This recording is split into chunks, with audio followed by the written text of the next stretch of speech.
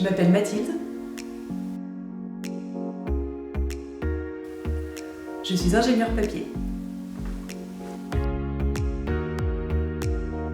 Alors, les personnes qui peuvent venir me voir peuvent être des PME qui ont un besoin ponctuel sur un packaging ou sur le design d'un produit qu'ils sont en train de développer.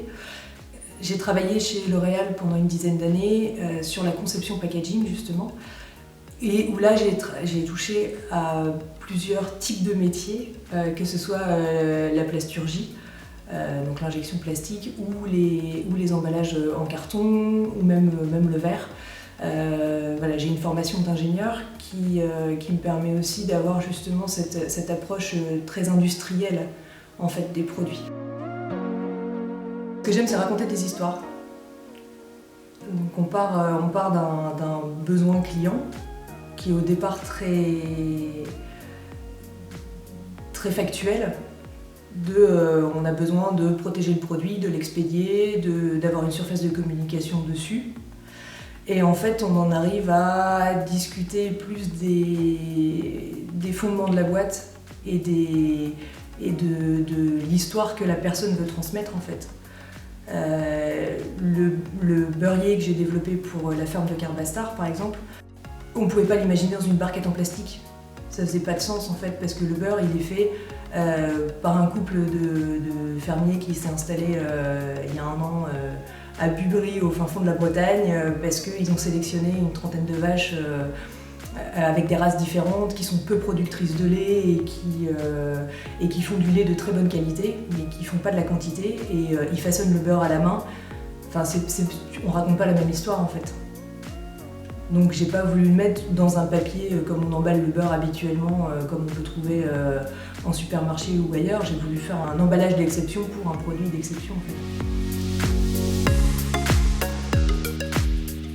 C'est ça qui est génial dans ce métier, c'est que ça peut aller du photographe de Belle-Île qui a besoin d'un écrin pour son album photo et il veut pas de quelque chose de standard. Parce que justement, en discutant avec lui, ce qui est important pour lui dans ses photos, c'est de transmettre une émotion, c'est de parler des matières, c'est de raconter une histoire aussi, au final. Et il ne se retrouve pas dans ce qu'il voit en standard. Et donc là, on a travaillé sur la matière pour trouver justement une matière qui rappelait le sable de la plage, avec la couleur qu'il y avait dans ces paysages, et pas par l'impression sur un carton blanc en fait. On a pris une matière qui est teintée dans la masse et on a vraiment l'impression que c'est fait avec du sable en fait, et que ça vient de là-bas quoi. Donc c'est ça qui était important. Donc ça peut aller de ça à petite friture par exemple, où là sont des projets plus complexes en termes d'organisation et de besoins sur l'emballage. Où là on avait un packaging qui sert à la fois pour les commerciaux bien sûr, mais pour mettre en avant qui va servir à mettre en avant le produit pour les clients, qui sont en fait les boutiques, qui vont être acheteuses les premiers acheteurs des produits, ça va être les boutiques. Et il faut en même temps que ce soit pratique, que ça puisse être souple pour dans le futur continuer à être utilisé alors qu'on ne sait pas encore comment vont être les collections et ce qu'il va y avoir derrière. Ça arrive souvent que des gens viennent me voir en me disant « Ah bah tiens, j'ai vu que tu avais fait ça, donc je veux la même chose ». Ils veulent m'acheter quelque chose qui a déjà été fait, alors que moi ce que je vais faire c'est une conception sur mesure avec leurs besoins à eux. Je leur demande pas de rentrer dans le moule de quelqu'un d'autre. Je vais leur concevoir quelque chose spécifiquement pour leur histoire à eux, avec leurs contraintes industrielles, avec tout ce qui va autour pour concevoir le packaging ou le produit. Et c'est ça souvent le frein, c'est que on s'investit sur quelque chose dont on ne connaît pas l'issue. Et ça, je pense que c'est ça qui est compliqué en fait.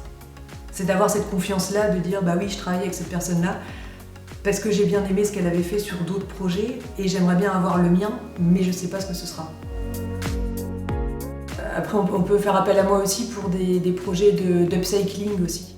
L'upcycling, c'est un sujet qui me touche beaucoup parce que c'est encore plus que le recyclage. Donc le recyclage, on prend une matière et puis on en refait la même chose ou sous une forme un peu dégradée et on en retire quelque chose. L'upcycling, c'est on considère les déchets d'une industrie comme de la matière première, une ressource pour la suivante. Donc typiquement la feuille de pierre, c'est de l'upcycling parce qu'on va utiliser le déchet de l'industrie minière. Donc quand on vient couper les blocs de marbre, ça fait de la poussière et cette poussière-là, normalement, elle n'est pas exploitée, enfin, c'est un déchet. Et là, on la récupère pour justement pouvoir créer du papier à partir de ce déchet-là. Et c'est ça que je trouve intéressant. Là, je suis en train de travailler sur des bâches publicitaires. Donc je récupère des bâches publicitaires qui ont été utilisées, soit des déchets de production, et je les découpe pour en faire des sacs. Donc je crée les patrons pour pouvoir créer des sacs. Et les imprimeurs peuvent s'approprier ce projet-là. Il n'y a pas de couture sur le sac, de manière justement à ce qu'eux puissent, avec le matériel qu'ils ont habituellement, donc juste des œillets, puisqu'ils ont ça habituellement pour la bâche publicitaire, juste avec des œillets et un système simple de pliage, ils peuvent fabriquer eux-mêmes les sacs. Le packaging, c'est 60% des intentions de premier achat. Donc c'est grâce au packaging qu'on va réussir à vendre son produit. Donc c'est un aspect à traiter quasiment de façon égale avec le produit. Ça ne veut pas forcément dire qu'il va être beaucoup plus cher ou qu'il va demander un investissement énorme en temps, mais il faut le faire intelligemment tout de suite pour mettre en valeur justement le produit qu'il contient et transmettre les valeurs de l'entreprise. Merci.